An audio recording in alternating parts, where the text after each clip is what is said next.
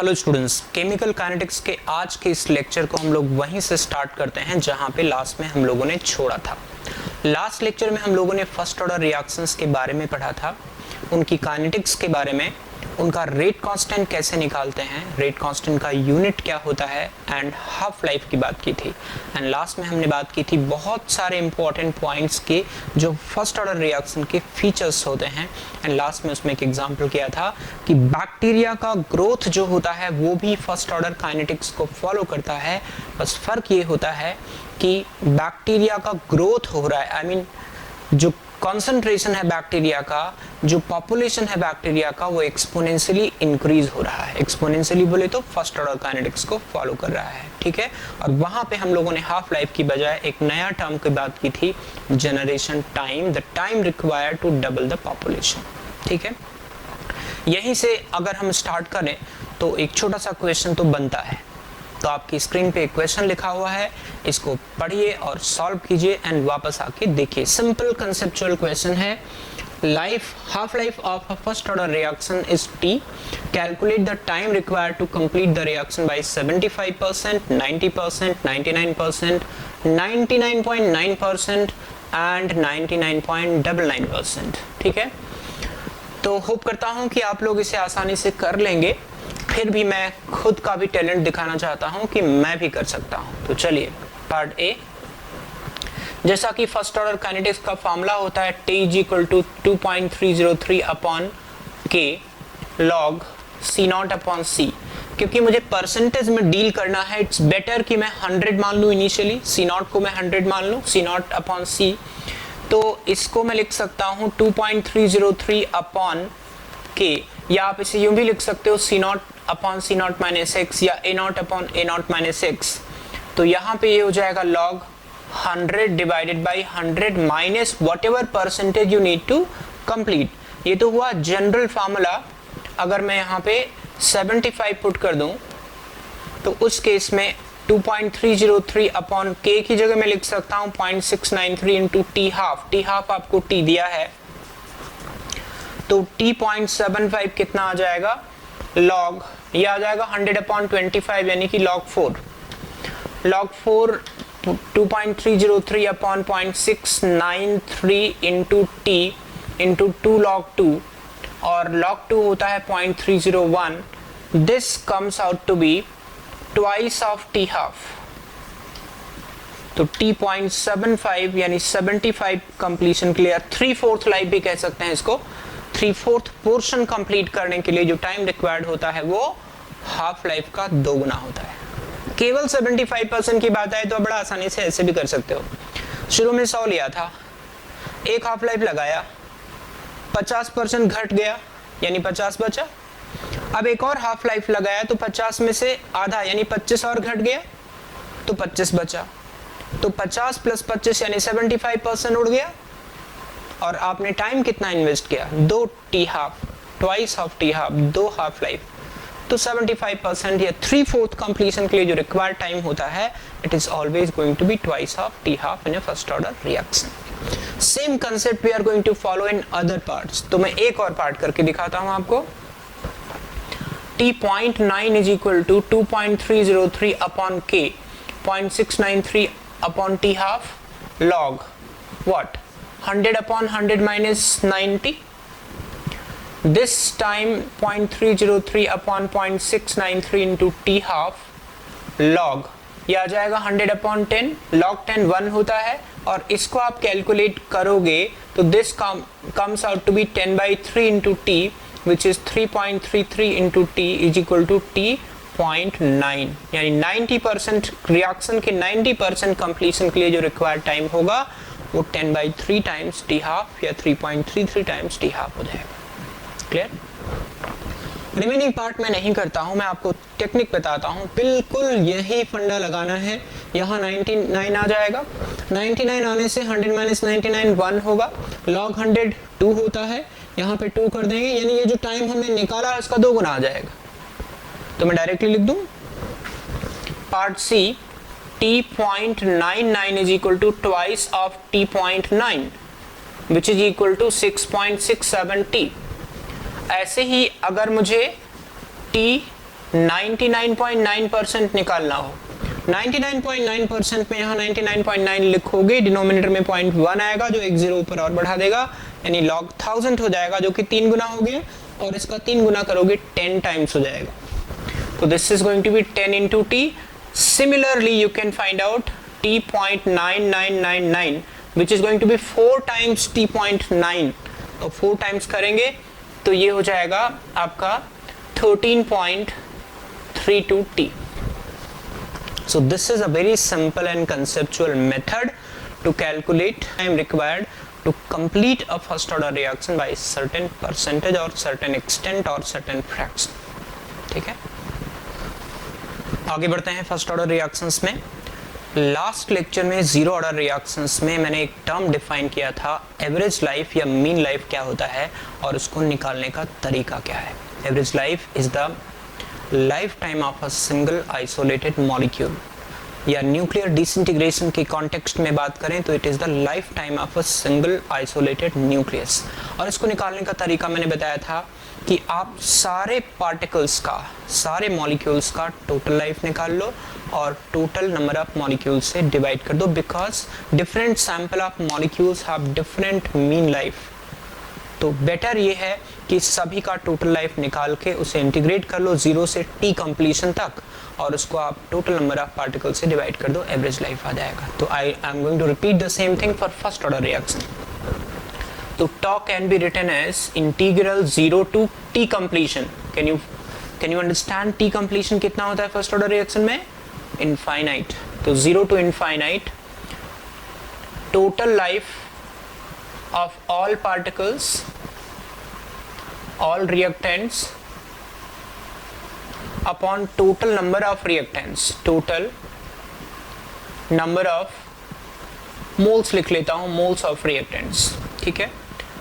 Total life of all reactants कितना आएगा, let's check.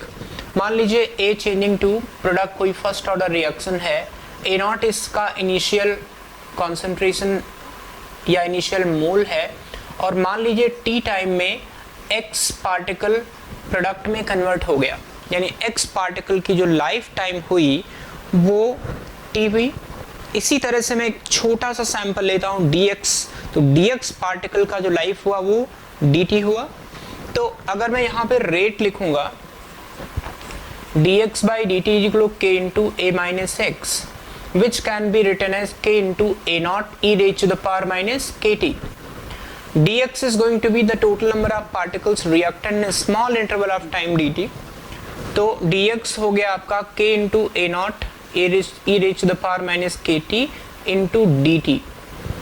तो यहाँ पे मैं इसको लिख लेता हूँ time 0 to infinity and total life of our particle is equal to total number of particles into life of one particle, जो इस particular time period के लिए मैंने t माना है। तो this is going to be t into dx divided by initial number of particles a naught, and this can be written as integral 0 to infinite dx को मैं लिख सकता हूँ k into a naught e raised to the power minus kt dt into t divided by number of particles, a naught cancel हो गया, this is 0 to infinity k into t into e raised to the power minus kt into dt। ये आपका आ गया। यहाँ से मेरा talent खत्म, आपका टैलेंट शुरू होता है। इंटीग्रेशन करना है आपको दो फंक्शंस के प्रोडक्ट का, तो मैं यहाँ पे डायरेक्ट फॉर्मूला यूज कर लूंगा। आप इसका इंटीग्रेट करके निकालोगे तो ये आ जाएगा k into 1/k², integration 1/k² आ जाएगा, k कैंसिल हो जाएगा, tau is going to be 1/k। That means in a first order reaction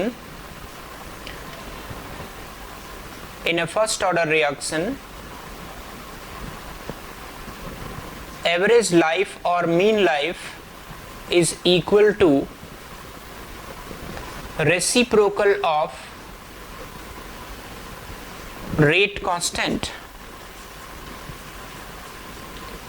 किसी फर्स्ट ऑर्डर रिएक्शन में एवरेज लाइफ रेट कांस्टेंट का रेसिप्रोकल होता है, और अगर मैं k की जगह पे 0.693/t हाफ लिख दूं तो this relation comes out to be 1.44 into T half. तो average life is 1.44 times half life. ठीक है, तो एवरेज लाइफ इस तरह से फर्स्ट ऑर्डर रिएक्शन में निकाल सकते हैं, which is primarily reciprocal of rate constant and it is 1.44 times t half, 1.44 times t half। अब जरा समझते हैं कि इस एवरेज लाइफ का एक्चुअली मैथमेटिकल मीनिंग क्या है।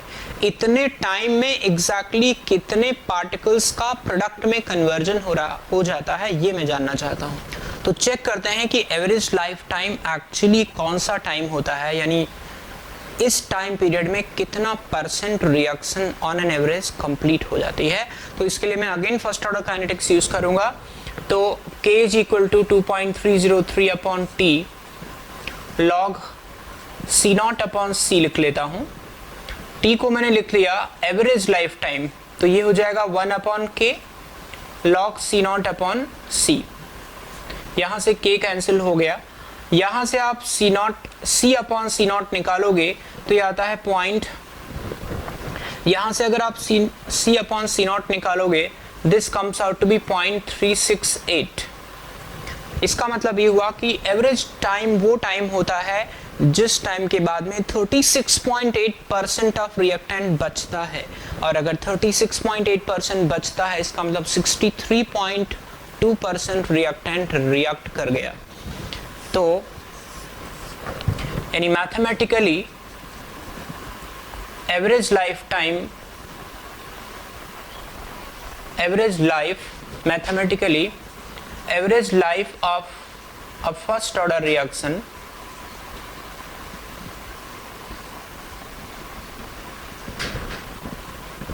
is equal to the time required to complete the reaction by 63.2%.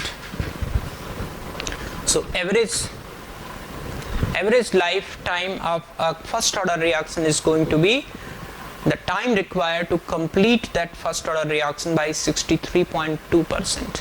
ये इसका मैथमेटिकल मीनिंग है। Graphical representation of first order reaction, तो यहाँ पे मैं कुछ ग्राफ बनाने वाला हूँ जो फर्स्ट ऑर्डर काइनेटिक्स को रिप्रेजेंट करते हैं। तो चलिए स्टार्ट करते हैं। पहला ग्राफ, यदि मैं C और T के बीच में प्लॉट करूँ, या आप लिख सकते हैं A माइनस एक्स और T के बीच में, तो जैसा कि हम लोग को पता है कि a minus x is equal to या a naught minus x is equal to a naught e raised to the power minus kt, and this graph has this kind of character, downward exponential curve, exponentially concentration reactant की down हो रही है। ठीक है,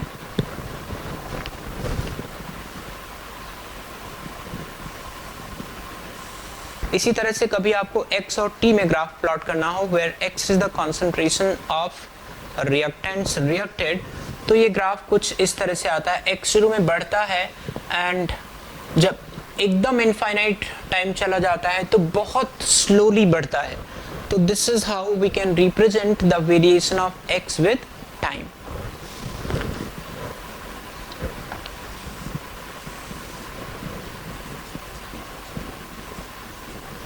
Next one is rate of reaction. Next one is rate of reaction with concentration of reactant. क्योंकि अपने को पता है कि rate of reaction is equal to K into concentration of reactant at any time. तो can we write this, draw this graph like this? Y is equal to mx का path को follow करेगा।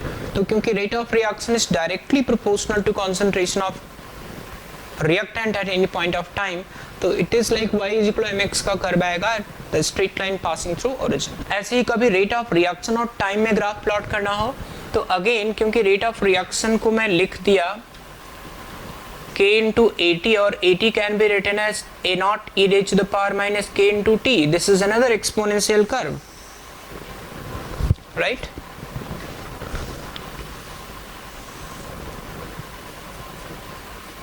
t half and C naught या T T half and A naught. Will it be a straight line like this? Similarly, T3 by 4 and A naught. This is also going to be a straight line.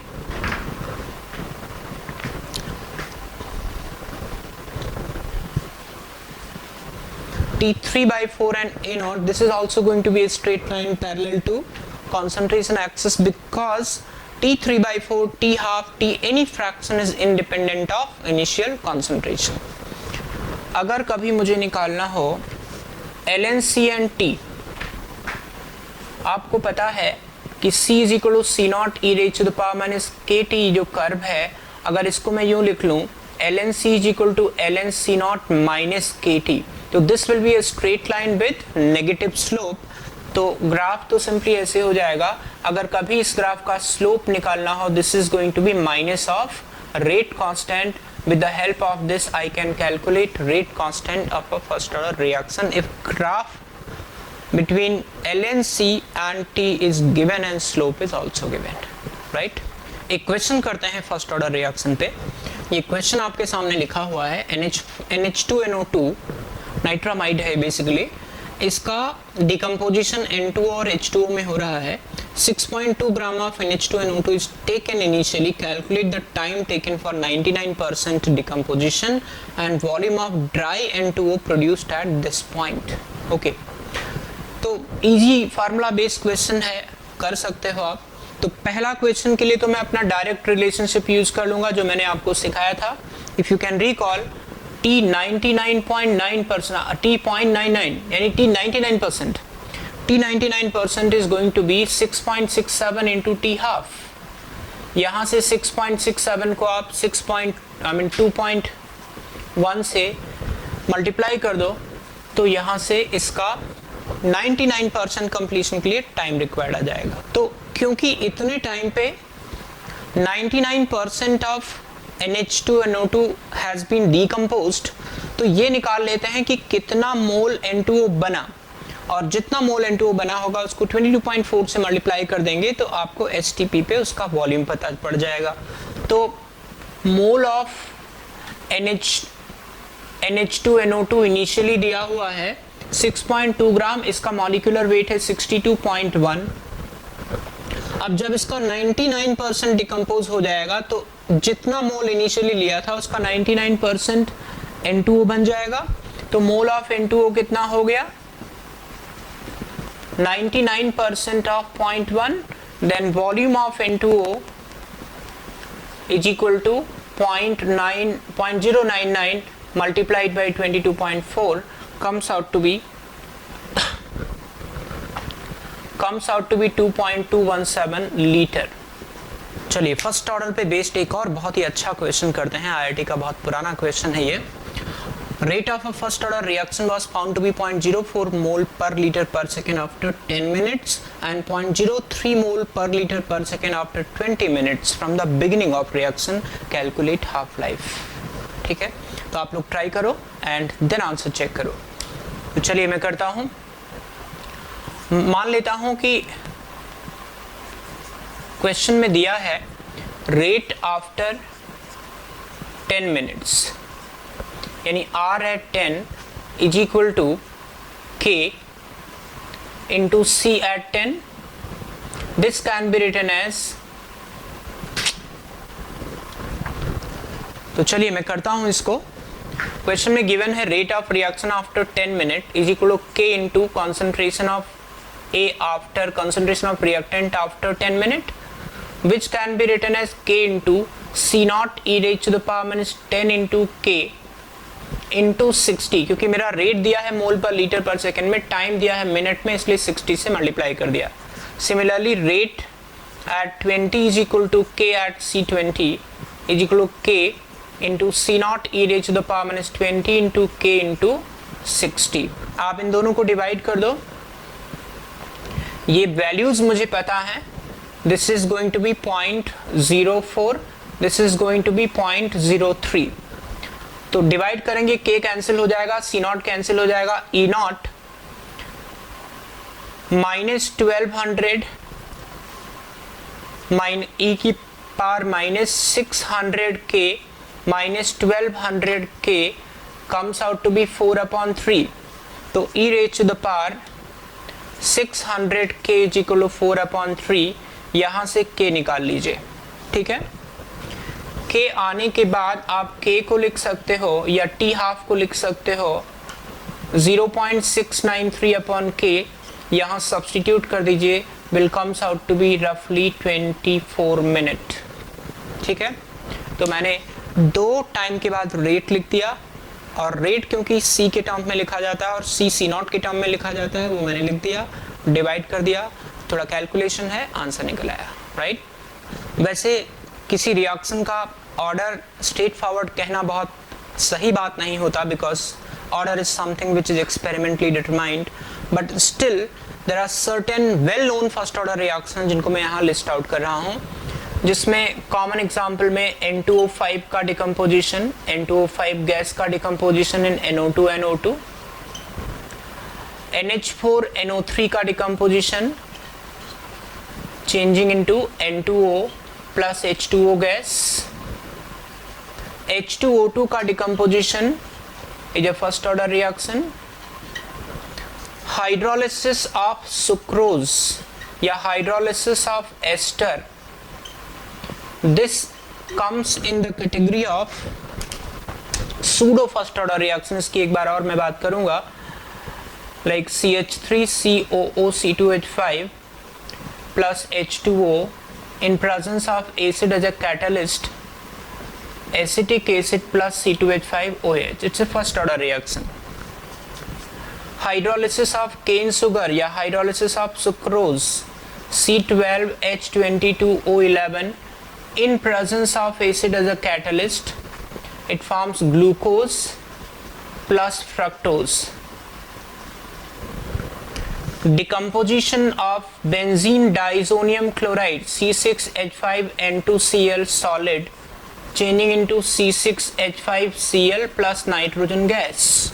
Very common example is radioactivity, nuclear disintegration. Nuclear disintegration अपने आप में इस तरह का first order reaction है जिस पे किसी भी एक्सटर्नल फैक्टर इवन टेम्परेचर का भी फर्क नहीं पड़ता है, since it's a nuclear process, तो न्यूक्लियर प्रोसेस का कॉन्सेंट्रेशन से कोई लेना देना नहीं है, इनफैक्ट किसी भी एक्सटर्नल फैक्टर से कोई लेना देना नहीं होगा, न्यूक्लियर डिसइंटीग्रेशन का रेट कांस्टेंट होता है। और क्योंकि रेट सिर्फ सिंगल मॉलिक्यूल के नंबर पे, एक रिएक्टेंट के नंबर पे डिपेंड करता है, इसलिए इसको भी फर्स्ट ऑर्डर की कैटेगरी में रखते हैं। There are so many reactions following the first order kinetics is one of the most common reaction, but यहाँ पे जो कॉमन हम लोग जो आगे पढ़ेंगे या जनरली पढ़ते हैं उसका मैंने लिस्टिंग करा है, ठीक। इसी के साथ आज का लेक्चर समाप्त हो गया। Hope you are enjoying the lectures, please don't forget to like it and share it and subscribe also. Thanks for watching. See you in the next lecture.